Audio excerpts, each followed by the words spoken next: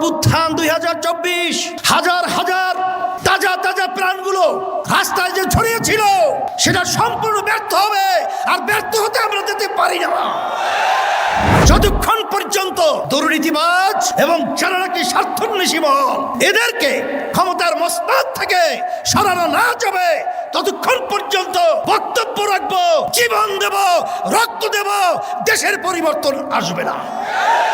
এই দেশে জন্মগ্রহণ করেছি, এই দেশকে আমরা ভালোবাসি, আর ইমানের একটা অংশই হলো দেশকে ভালোবাসা।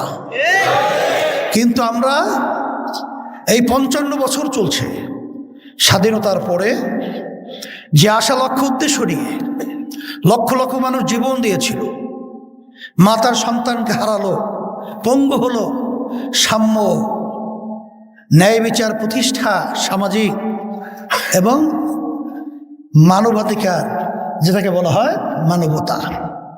কিন্তু আমরা দেখলাম যারা দেশ পরিচালনা করেছে এদের মাধ্যমে গতকালকে রাত্রে আপনারা দেখেছেন একটা উদীয়মান তরুতাজা একটা ছেলে, আমাদের যুব আন্দোলনের দায়িত্বশীল, ওকে কিভাবে নির্মমভাবে তাকে হত্যা করা হলো।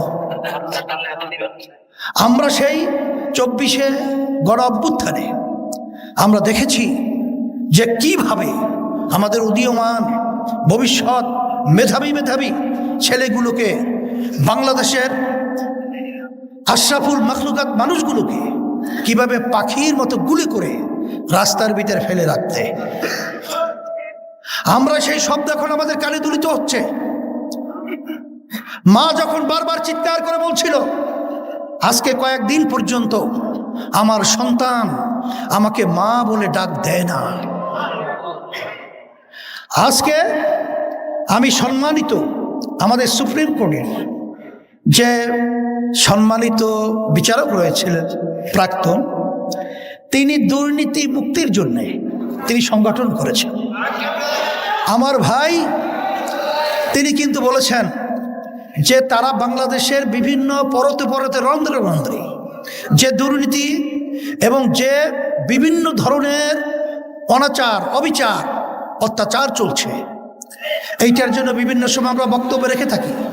কিন্তু আসলে বাস্তবতা হলো বিএনপি, আওয়ামী লীগ, জাতীয় পার্টি সহ অন্যান্য যারা দেশ পরিচালনা করেছে, তারা যে নীতি আদর্শ নিয়ে দেশ পরিচালনা করেছিল, এই নীতি আদর্শের মাধ্যমে এদেশে আমরা শান্তি পাই নাই, খুন বন্ধ হয় নাই, মার সন্তান হারা চিৎকার বন্ধ হয় নাই, আমাদের দেশে টাকা বিদেশে পাচার বন্ধ হয় নাই, আমাদের মানুষগুলো নির্বিচারে ধুকে ধুকে তারা তাদের জীবনকে জেলের ভিতরে বিলীন করেছে, এটা বন্ধ হয় নাই। এই জন্য নগর সম্মেলনের মাধ্যমে আমি বলবো, বর্তমান সরকারকে বলছি, প্রধানমন্ত্রীর কথা এবং তাদের তৎপরতা দেখলে তো খুব ভালোই লাগে, কিন্তু তার আশেপাশে যারা রয়েছে তাদের তৎপর হতে হবে। নারে গণ অভ্যুত্থান 2024 হাজার হাজার তাজা তাজা প্রাণগুলো রাস্তায় যে ছড়িয়েছিল সেটা সম্পূর্ণ ব্যর্থ হবে, আর ব্যর্থ হতে আমরা যেতে পারি না। সেই লক্ষ্যে আমি সকল দূতাত্ম আহ্বান জানাবো, আসেন, মেঘ দেখে তুই করিস নি ভয়, আড়ালে তার সূর্য হাসে। এই দেশে আমি জন্মগ্রহণ করেছি, এই দেশের আমি সন্তান। আমি বারবার বলছি, আজকেও বলছি, যতক্ষণ পর্যন্ত দুর্নীতিবাজ এবং যারা নাকি স্বার্থান্বেষী মহল এদেরকে ক্ষমতার মসনদ থেকে সরানো না যাবে ততক্ষণ পর্যন্ত বক্তব্য রাখবো, জীবন দেব, রক্ত দেব, দেশের পরিবর্তন আসবে না। এই জন্যই আমি সকল বুঝতে আহ্বান জানছি, আসেন, ইসলাম এমন এক নীতি আদর্শ, যেই নীতি আদর্শের মাধ্যমে একটা পিপিলিকার পর্যন্ত তার স্বাধীনতার নিশ্চয়তার গ্যারান্টি রয়েছে। বাংলাদেশ শতকরা 92 জন মুসলমান বসবাস করে। আমি সকল উদাত্ত আহ্বান জানাবো, আমরা বিএনপির দেশ পরিচালনা দেখেছি, আওয়ামী লীগের দেশ পরিচালনা দেখেছি, জাতীয় পার্টির দেখেছি, আর বারবার তাদেরকে নতুন শাড়ি পরিয়ে আবার নতুন বউ সাজিয়ে তাদের মধ্য মাধ্যমে দেশ সুন্দর পাবো, সুন্দর করব, এই চিন্তাটা সম্পূর্ণ অমূলক এবং অযৌক্তিক। এই জন্য আসেন, আমার আব্বাজান রহমতুল্লাহি আলাইহি বলেছিলেন, শুধু নেতা নয়, নীতিরও পরিবর্তন চাই।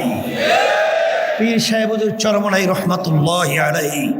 সেই হিসাবে বলবো, আজকে ইসলামের নামে আমাদেরকে ভয় দেখিয়ে যেভাবে মুসলমান সন্তানদের ভিতরে যে একটা ভয় ঢুকিয়ে দিয়েছে, ইসলাম তো ভয়ের জন্য আসে নাই। ইসলাম তো শান্তি, ইসলাম তো সবার জন্য কল্যাণ, এমনকি বিজাতিদের পর্যন্ত তার স্বাধীনতার, নিশ্চয়তার কল্যাণ গ্যারান্টি রয়েছে ইসলামের মধ্যে।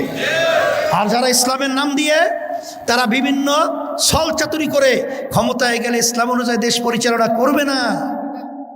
এরা বিভিন্ন ধরনের ছল চাতুরি করে আমাদের বাংলাদেশের মানুষকে বোকা পেয়ে ধোঁকা দিয়ে বারবার স্বার্থন্বেষী মহলগুলো স্বার্থ উদ্ধার করেছে। আর নয়, আর ধোঁকাবাজদেরকে নয়, আর খুনিদেরকে নয়, আর দুর্নীতিবাজদের নয়, সৎ মানুষকে, ভালো মানুষকে, ভালো নীতিকে রাষ্ট্রীয় পর্যায়ে বাস্তবায়ন করতে পারলে এদেশে আবার স্বর্ণের দেশ দেখতে পাবো। এই আশাবাদ ব্যক্ত করে সকলকে ধন্যবাদ জানিয়ে আমি আমার আলোচনা শেষ করছি।